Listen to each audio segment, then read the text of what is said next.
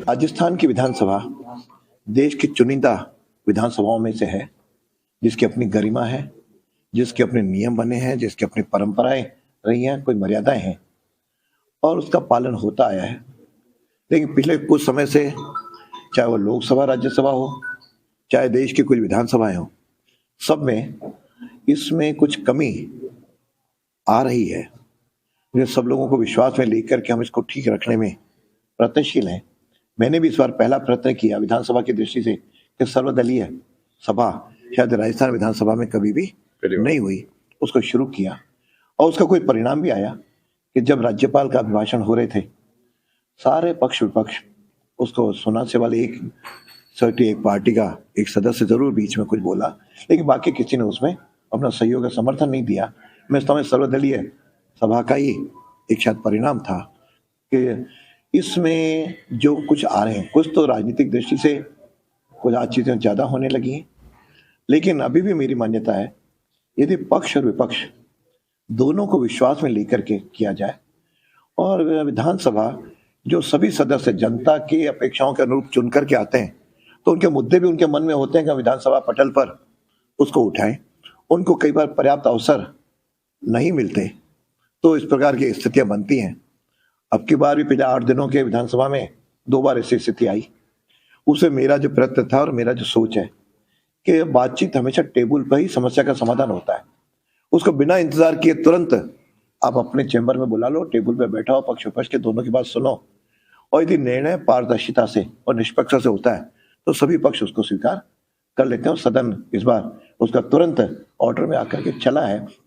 जो विपक्ष का काम, यदि दोनों अपनी अपनी जिम्मेदारी को गहराई से स्वीकार करेंगे तो स्थितियां नहीं बनती।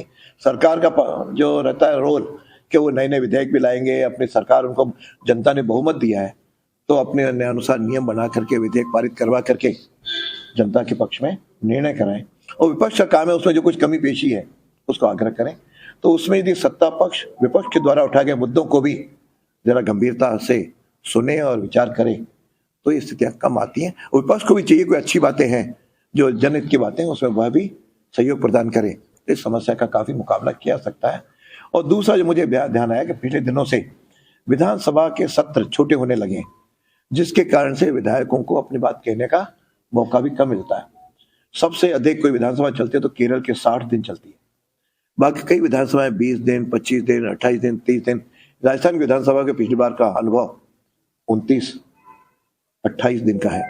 मेरा प्रयत्न है कि इसको हम आगे बढ़ाएंगे और इस बार कम से कम इसको 40 दिन इस सत्र को चलाएंगे और उसके बाद हम धीरे धीरे 40 से 45, 50 जितना इसको चला सकेंगे अधिक से अधिक दिन चलाएंगे तो विधायकों को अवसर भी मिलेगा। पहले कई बार विधानसभा शाम को 6 बजे ऑफ कर देते हैं। मैंने कहा है कई बार, मुझे ध्यान है पुराने समय रात के 12, सवा 12 भी हमने डिमांड्स के जवाब दिया है और माननीय भैरू सिंह जी के समय तो 3-3 बजे तक भी चली है। फिर मैं इस बार विधायकों को जितना बोलने का अवसर मिल सकेगा हम लंबी भी चलाएंगे, उनको अवसर भी देंगे।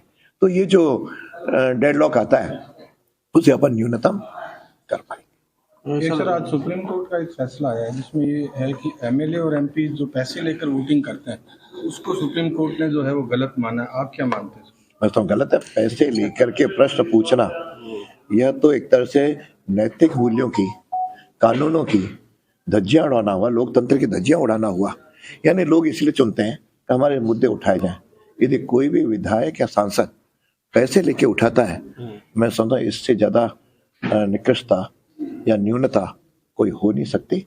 और सुप्रीम कोर्ट का जजमेंट आया, निश्चित रूप से वह स्वागत योग्य है और मैं समझता इस सारे सदनों में इसको सम्मान किया जाना चाहिए। लोकसभा चुनाव में सर जिस तरीके से बीजेपी वर्तमान सांसदों के टिकट काट रही है, बड़े संख्या में टिकट काट रही है, विरोध भी हो रहा है, तो आपको नहीं लगता कि कांग्रेस वाली स्थिति भी आप लोगों की होने वाली है? हालांकि पार्टी से जुड़ा मुद्दा है, इसका उत्तर तो हमारे प्रदेश अध्यक्ष और मुख्यमंत्री ही इसका देंगे।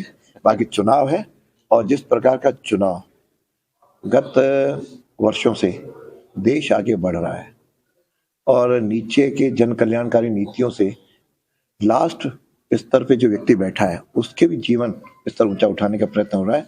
देश का नाम भी विश्व में रोशन हो रहा है और कई ऐसे सांस्कृतिक धरातल धरोहर भी संरक्षण हो रहा है और गुलामी दास्ता के चिन्ह है उसे समाप्त किया जा रहा है। तो जनता इस सब पे विचार करेगी और लोकतंत्र है, लोकतंत्र में निश्चित रूप से स्वविवेक से जनता मतदान करेगी और एक राष्ट्र को ऊंचा उठाने वाली और विश्व में विश्व गुरु बनाने वाली है 2047 में हम विकसित भारत की ओर बढ़ने वाली सरकार जनता बनाएगी, ऐसा मेरा विश्वास है। Thank you.